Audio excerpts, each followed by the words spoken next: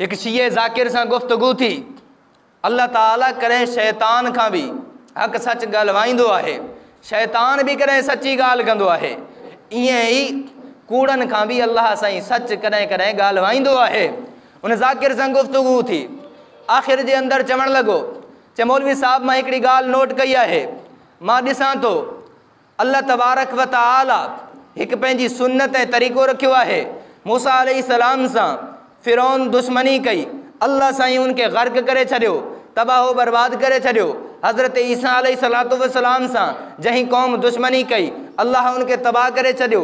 हज़रत लूत अलैहिस्सलातु वस्सलाम जी जहीं कौम नाफ़रमानी कई, अल्लाह उन्हनि खे तबाह नेस्तो नाबूद करे छॾियो।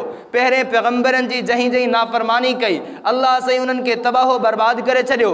लेकिन मूंखे इन समझ ऐं सोच इन ॻाल्हि ते मजबूर कयो आहे, मूंखे पंहिंजो ज़मीर इहो ॻाल्हि कराए थो, मजबूर करे थो, जेकॾहिं अबू बकर उमर रसूलुल्लाह जा दुश्मन हुजनि हा, अॼु रोज़ा रसूल में सुतल न हुजनि हा।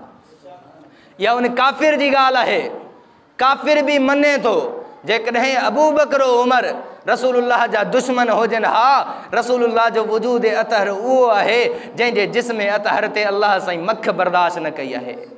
हिकु मख जानवर आहे, इन मख के अकल कोन आहे, लेकिन अल्लाह साईं उहा मख भी रसूलुल्लाह जे वजूद अतहर ते बर्दाश्त कोन कई आहे। जेकॾहिं अबू बकर उमर रसूलुल्लाह जा दुश्मन हुजनि हा, रसूलुल्लाह जा मुखालिफ़ हुजनि हा, अॼु ताईं रसूलुल्लाह सां गॾु रोज़ा रसूल में सुतल न हुजनि हा। रोज़ा रसूल भी उहो रसूलुल्लाह सल्लल्लाहु अलैहि वसल्लम फरमायो, मा बैन बैती व मिंबरी रौज़तुम मिन रियाज़िल जन्नह, त मुंहिंजो रोज़ो ऐं मुंहिंजो मिंबर जन्नत जे बाग़नि में हिकिड़ो बाग़ आहे।